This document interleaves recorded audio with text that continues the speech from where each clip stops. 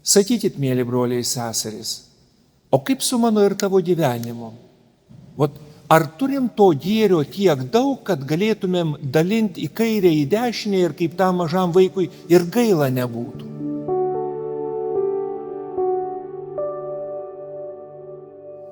Ką tik girdėjom, kur paskutiniai Evangelijos eilutėje Jėzus labai aiškiai sako tau ir man, aš atėjau, kad žmonės turėtų gyvenimą, kad apsčiai jo turėtų. Reiškia, tu ir aš turėtumėm apsčiai gyvenimo. Ką reiškia apstus gyvenimo? Prisimena man vienas nutikimas. Šiandien balandžio 26 ir už lango pusto. Bet tąsyk buvo kaip tik prieš Kalėdas, kai viena giminė pakankamai plati mieste norėjo aplankyti iš tikrųjų savo giminaičius. Ir buvo kaip tik tuo metu pakankamai daug aplink vaikų ir visiems buvo paruoštos dovanos. Tik iškart, vos tik atvažiavusi pirmą vietą, taip stipriai pradėjo pustyti, kad niekur kitur nebegalėjo nuvažiuoti. Ir įsivaizduokit, vaikų džiaugsmui, ten buvo 3 vaikai, visos tos dovanos, visi saldainiai liko. Ir taip vaizdžiai rodant, tai kiekvienas vaikas gavo maždaug po tokį maišą saldainių. Ir kas įdomu buvo stebėti, kaip tėvas sakė, kad jis stebėjo, kas nutiko su jo sūnum. Jo sūnus, pirmgimis, visada turėdavo tokią problemą su pasidalinimu. Jam labai sudėtinga būdavo dalinti su broliu ir su seserėm. Niekaip negalėdavo. Dažniausiai per triukšmus tik tai. Ir štai jis gauna tą didžiulį maišą ir staiga jis tampa dosnus. Jis duoda broliui, seseriai, eina, dalina savo draugams ir taip toliau. Sakykit, mėly broliai seserys, o kaip su mano ir tavo gyvenimu? Ar turim to gėrio tiek daug, kad galėtumėm dalinti į kairę, į dešinę ir kaip tam mažam vaikui ir gaila nebūtų? Juk Dievas kalba mums būtent apie tai, kad jis žino tą kelią, kuris veda į šitokį širdies dosnumą.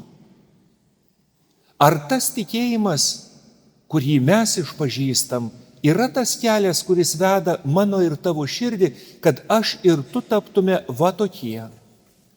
Paimkim 2 kraštutinumus, kuriuos didžioji dalis iš savo gyvenimo tikrai žinom. Yra žmonių, kurie nepriklausomai nuo to, kokios aplinkybės būtų, jie geri nors prie žaizdos dėk. Kaip liaudis sako, paskutinius marškinius gali atiduoti. Jiem problema, jie vis tiek geri. Iškyla išoriniai sunkumai, žiūrėkit, vis tiek širdis nesugadinta, ateis į pagalbą. Ir atrodytų stebimės, kaip taip? Juk galėtų iš tikrųjų tuose rūpesčiuose kažkaip vien tik savim rūpintis, arba tik pačiais artimiausiais. O štai paimam kitą žmogų, žiūrim iš šono, viskas jam sekasi, nei problemų, nei rūpesčių, nei ligų, nieko nėra. Nepatenkintas ir zyzia it uodas koks. Šeimos nariai netokie, Dievas neįtinka, gyvenimas netoks. Ir norom klausiam, negi Dievas dabar davė tiem žmonėms skirtingas širdis. Vienam davė tokią, o kitam kitokią. Ir šventasis raštas, kur yra Dievo išmintis ir tiesa, sako, kad ne. Kad visi žmonės gaunam tokią pat širdį. Tik klausimas, ko klausomės ir kas nutinka su mūsų širdim. Sakykit, mėly broliai seserys, ar tikėjimas, kurį išpažįstam ir maldos, kurias kalbam, ir susitikimai su viešpačiu Jėzumi šventosiose mišiose per šventąjį raštą priimant komuniją, yra ta vieta, kur aš ir tu norim, kad mūsų krūtiniai būtų ta širdis, kuri nepriklausomai nuo aplinkybių būtų gera. Ar noriu aš, ar tu nori savo širdį, kad mes turėtumėm drąsos būti ištikimi draugai?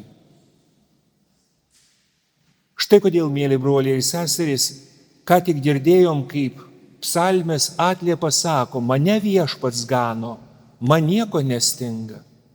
Ir Dievas veda mane ir tave per mūsų gyvenimus tam, kad išmoktume ir taptume tikrai žmonėm. Žmonėm, kurie žino, kas yra gyvenimas. Sakykit, mėly broliai ir seserys, jeigu niekada nesusidurtume su neteisybe, kada išmoktumėm atleisti? Jeigu iš tikrųjų nesusidurtume su blogiu ir jo neišsigastume, kaip galėtumėm pasakyti, kad mes esam drąsūs? Štai kodėl, mėly broliai ir seserys, prisiminkim, Jėzus labai aiškiai sako, aš einu priekyje ir aš kalbu, kviečiu visus kitus sekti paskui mane. Dažniausiai, kai norim sutvarkyti kokius nors reikalus, mes neinam priekį, bet einam gale. Ir tie, kurie atsilieka, juos kažkokiu būdu paraginam, pakeldami balsą ar bandydami bakstelti kokiu nors lazdą. Dievas šitaip nesielgia. Dievas tau ir man paliko ką? Laisvę. Bet laisvė tai reiškia, kad aš ir tu galim elgtis be ribų.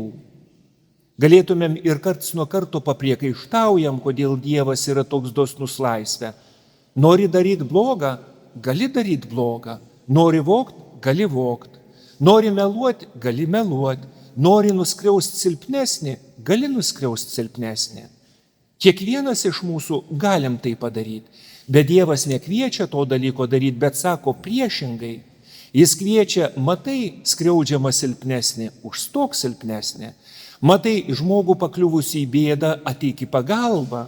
Matai iš tikrųjų žmogui, kuriam reikalinga tavo pagalba, nepabėg, nepasislėpk, bet ateik ir išties pagalbos rankai ir pamatysi, kad visa tai neatima gyvenimą, bet padaro iš tikrųjų gyvenimą kur kas turtingesnė. Sakykit, mėly broliai ir seserys, ar norim va tokios širdies? Jeigu norim, vadinasi, norim ir įsiklausyti, kur Dievas veda, kad mes galėtumėm būti tose gyvenimo situacijose, kurios užaugintų mūsų širdį, būtent va tokią širdį. Ji neužauga vien todėl, kad imsiu ir pagalvosiu, kad būsiu aš čia dabar drąsus ar ištvermingas ar dar kažkoks. Ne, gyvenimas parodys.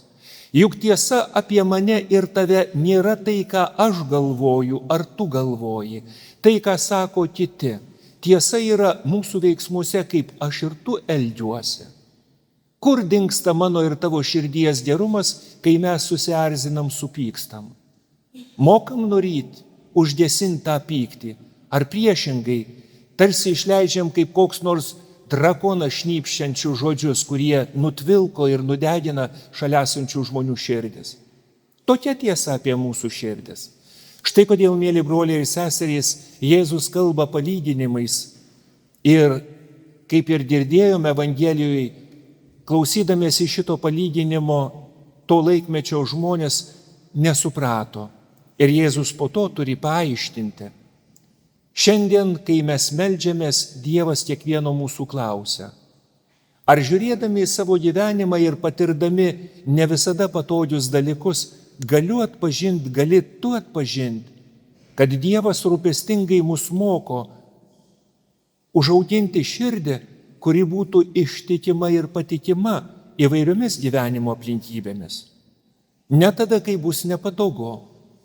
Juk, mėly broliai ir seserys, nereikia turėti daug gyvenimo patirties, kad stebėdami aplink vykstantį gyvenimą pamatytume. Stipresnis žmogus gali nuskriausti ir nuskriaudžia, gana dažnai nuskriaudžia silpnesnį. Žmogus, kuris turi daugiau įžūlumo, jis sugeba pasityčioti ir tyčiojasi iš silpnesnio žmogaus. Bet, mėly broliai ir seserys, Dievas sako, kad matant šitą neteisybę mes neužsikrėstume neapykantą ar pykčiu, bet verčiau iš tikrųjų atsistotume ir pasakytume, kad mes esam su tai žmonėmis, kurie yra nuskriausti. Mes ištiesim jiem pagalbos ranką ir pasakysim, kad ne taip turi būti. Vienas rašytojas, Saint-Exupéry, kuris parašė nepaprastai gražią vaikiškai nevaikišką knygą Mažasis princas, kurį tikrai rekomenduoju visiems jauniems ir nejauniems, kas dar nesat skaitę arba jeigu skaitė dar kartą sugrįžti prie šitos nedidelės knygos, rašo iš savo gyvenimo vieną nepaprastai įspūdingą įvykį. pakliūva jis į kalėjimą ir tame kalėjime jis laukia jau sušaudimo. Įsivaizduojat, kas vyksta to jauno rašytojo širdį, o jis jautrus gyvenimui. Plaka širdis, ieško, kaip galėtų nusiraminti ir kišenėse karštligiškai ieško gal užsilikusi kokią cigaretę, kuri galėtų laikinai nuraminti. Ir galiausiai suradęs vieną nusimena, nes kišeniai neranda jokių degtukų. Matydamas, kaip marširuoja šalia jo kalėjimo celės kalėjimo prižiūrėtojas, bando kažkokiu būdu pastebėti, gal jis pažiūrės į jį. Bet jis nežvelgia, jis eina savo žingsnius daro. Ir staiga, kai priartėja kalėjimo prižiūrėtojas, tas rašytojas Saint-Exupéry paprašo: atsiprašau tavęs labai, gal galėtum ugnies man duoti. Sustoja, pažiūri į jį, uždega degtuką ir leidžia užsirūkyti. Ir štai ką rašo toliau. Degtuko šviesoj pamačiau prižiūrėtojo akis. Ir pamačiau ne prižiūrėtoją, bet tiesiog žmogų. Žiūrėjau jam į akis keletą akimirkų ir visiškai nevalingai nusišypsojau. Labai nuoširdžiai, ne kaip kalinys kalėjimo prižiūrėtojui, bet kaip žmogus žmogui. Ir po keletos akimirkų aš pastebėjau, kad mūsų žvilgsniai susitiko ir kalėjimo prižiūrėtojas nusišypsojo man atgal. Taip užsimezgė ryšys. Pradėjo tarpusavį kalbėti ir rašytojas prisipažino, kad jis tikrai bijo, nes greičiausiai bus sušaudytas. Kalėjimo prižiūrėtojas paklausė, ar jis turi šeimą. Karštligiškai ieškodamas išsitraukė nuotrauką, kuri dar buvo netimta, ir parodo savo šeimą. Ir rašytojo akyse pasirodo ašaros. Jis sako: aš jau atsisveikinu su savo šeima, greičiausiai niekada nebesusitiksiu. Kalėjimo prižiūrėtojas parodo, taip pat išsitraukęs iš savo piniginės savo šeimą ir pasakoja apie tai, kokios svajonės ir planai jų šeimoje, ką jie ruošiasi daryti. Galiausiai išklausę staiga pastebi, kad abu vyrai, jų akyse ašaros.